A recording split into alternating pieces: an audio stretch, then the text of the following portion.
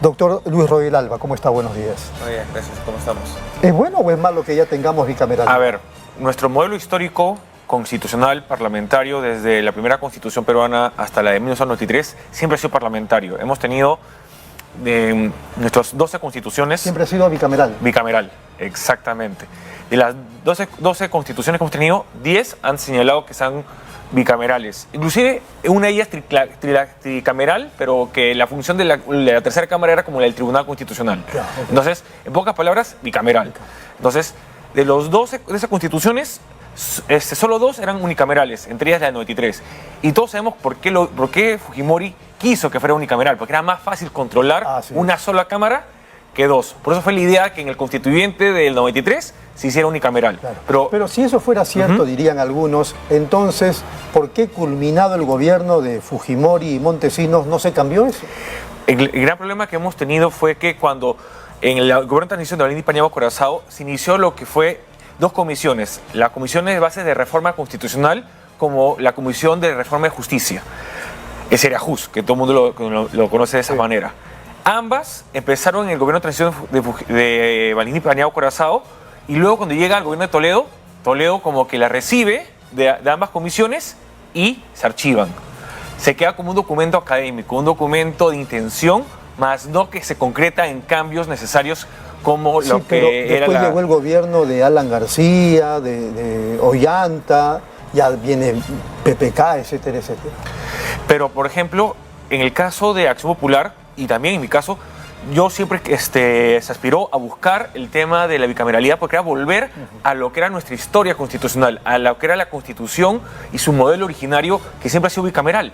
Porque de esa manera tú tienes la posibilidad de que esta decisión del Congreso que hemos tenido en los últimos 10 años, que han sido decisiones que muy apresuradas, que han sido venganzas políticas por parte de 130 congresistas, antes 120, que han generado la crisis que hoy día conocemos y que hoy día lamentablemente sopesamos y que analizamos como coyunturas que, oye, ¿cómo se puede haber evitado? Bueno, se puede haber evitado si hubiera habido tal vez una cámara alta como la de senadores para ratificar o no esas decisiones de la primera cámara. ¿Esta bicameralidad es la que buscábamos, pretendíamos los decentes, los demócratas?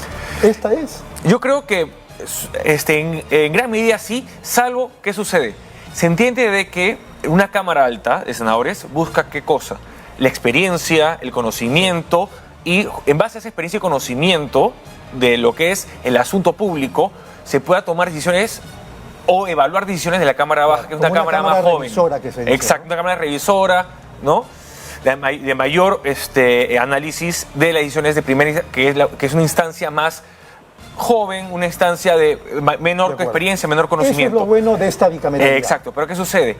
Ahí han puesto, obviamente, lo que hoy por hoy todo el mundo está criticando, o la mayoría critica en las redes sociales y en la prensa, de que para ser senador se puede optar por 2 opciones o 2 requisitos. O tienes 45 años, que es justamente la experiencia que se pide, mayor en edad que en el caso de los diputados, o haber sido congresista o haber sido diputado previamente. No importando la edad. No importando la edad. Entonces, ¿qué sucede? Si tienes tal vez un congresista o un diputado, futuro diputado, que tuvo 25 años, llega a los 30, la experiencia no va a ser mucha. Más aún porque no tiene la madurez académica, la madurez profesional y también no tiene la madurez parlamentaria para poder afrontar luego ser la Cámara Alta de revisión. Hoy día Marta Moyano en la mañana, que es, digamos, la vocera del Fujimorismo, que es un grupo importante dentro del Parlamento, justamente sostenía eso, ¿no? Que esto de los congresistas 32 que van a tener el privilegio de postular al Senado sin tener el mínimo de edad es por la experiencia. Claro, usted dice, pero 5 años de experiencia no es mucho frente al contexto. Claro, si nosotros recapitulamos lo que eran los senadores de la época, por ejemplo, en el último Senado, del 90 al 92, eran académicos, eran personas que habían estado en el asunto público 10, 15, hasta 20 años y que por lo menos te daba la tranquilidad de que ellos iban a medir un poco las decisiones de la Cámara Baja de Diputados. Ahora, por ejemplo, si tenemos a congresistas que tienen 30 años, ¿no? Que va a ser la edad que van a tener muchos o 30 y tantos al momento de postular y que fueran senadores, la experiencia en cuanto a su vida parlamentaria, si vemos cómo está este Parlamento con la legitimidad, va a ser nula o escasa. Muy bien, ese es un punto en contra. Exactamente. ¿Qué más? Los puntos a favor creo que es la revisión. Por ejemplo, toda decisión de control político como las acusaciones constitucionales, las inhabilitaciones y demás tienen que ser ratificadas por el Senado. Por ejemplo, ¿Así era antes? en el modelo del 79, sí, claro, así era. Sí. Era una cámara revisora. Y no solo revisora de los actos de control político, sino también de las normas. Por ejemplo, hoy por hoy, con el modelo como tenemos, ¿quién hace la observación de las leyes si son inconstitucionales antes de llegar al Tribunal Constitucional? Lo hace el Poder Ejecutivo, cuando lo observa. Ahora, lo que va a pasar con el Congreso es que sea la Cámara de Senadores quien, si ve que la Cámara de Diputados aprueba una iniciativa que es a todas luces inconstitucional, lo observa. Y la devuelve a la Cámara para que, justamente con sus observaciones, la vuelva a debatir. Lo cual que evita un conflicto o futuro conflicto entre el Poder Ejecutivo y el Congreso. Y además un gasto en recursos, porque, como sabemos, cuando se observa por parte del Ejecutivo, ¿qué sucede? Lo aprueba por insistencia.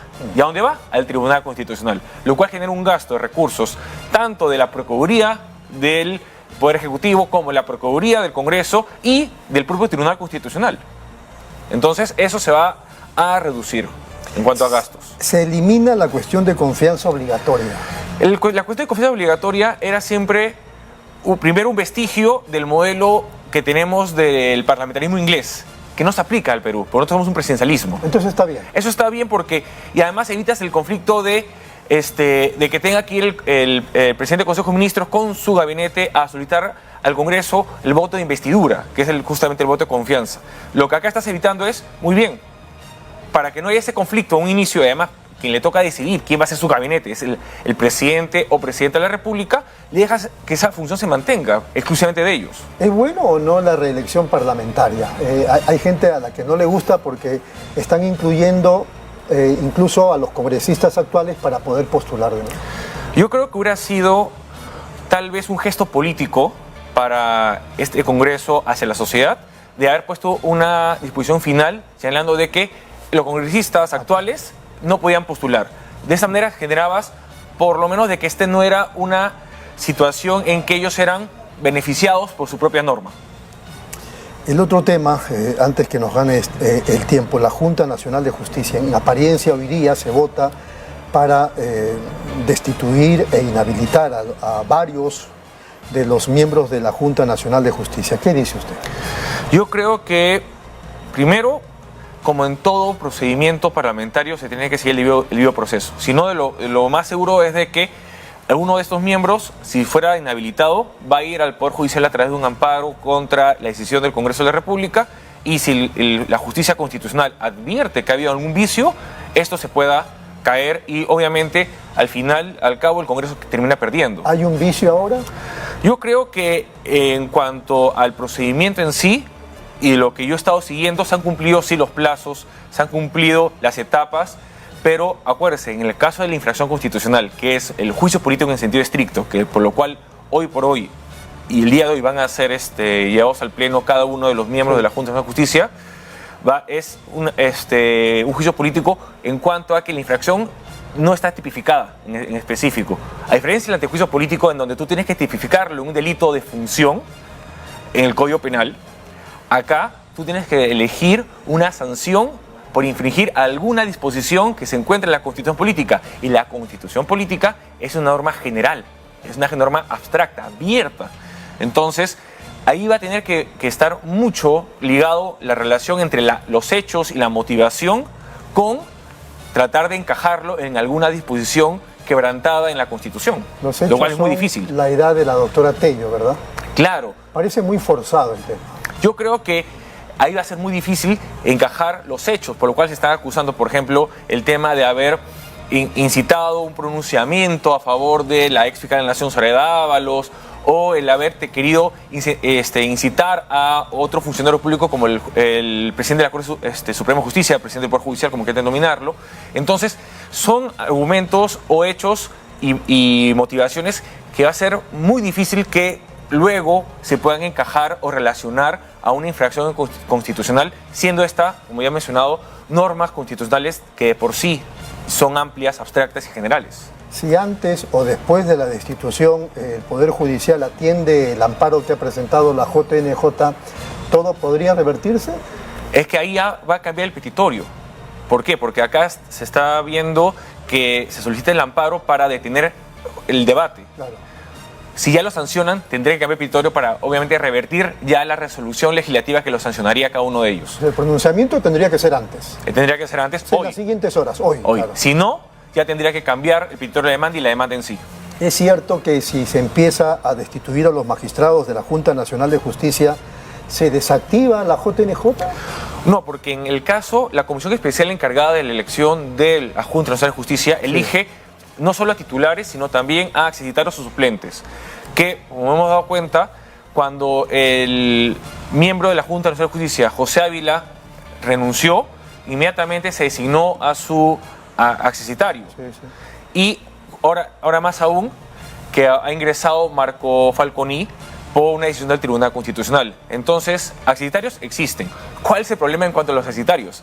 Que 3 de ellos tienen más de 75 años. Igual que el Entonces, caso de la si tú sancionas justamente la Junta de Justicia por el caso de la miembro que tiene más de esa edad, ¿qué haces con los 3 que tendría que juramentar? Así es. No podrías. Un tema que se me fue sobre el asunto de la bicameralidad. ¿Está bien esto de que quien se presenta a una candidatura presidencial tiene la opción de presentarse también o postular a diputado o senador? Yo creo que eso es una manera en que puedas incluir... Eso ocurría antes. Claro, eso es... Fujimori, por ejemplo. Exactamente. Y es más, antes tenías a los, como senadores vitalicios, a expresidentes. Claro. ¿Qué te daba eso en el Senado? ¿Qué te daba eso dentro del Congreso en esas épocas? Que tú también incluías a los líderes de esas bancadas, seas presidente o no, porque no llegaste a ser presidente o no, a las decisiones, a la toma de decisiones. Claro. Entonces, en el debate, tú ya sabías cuál es la posición, como ya no estás los voceros, porque ya tenías ahí la voz del que fue el candidato, quien fue el líder de justamente esa agrupación y que luego se convierte en bancada. Pero en este caso, ¿está bien? Yo creo que sí, fortalece, creo yo, lo que va a ser el Congreso, pensando a que vas a tener a los líderes de cada uno de los partidos que van a ser bancadas. Doctor, ha sido muy amable. Muchas gracias. Muchas gracias al doctor Luis Roel Alba. Vamos inmediato a la pausa, volvemos.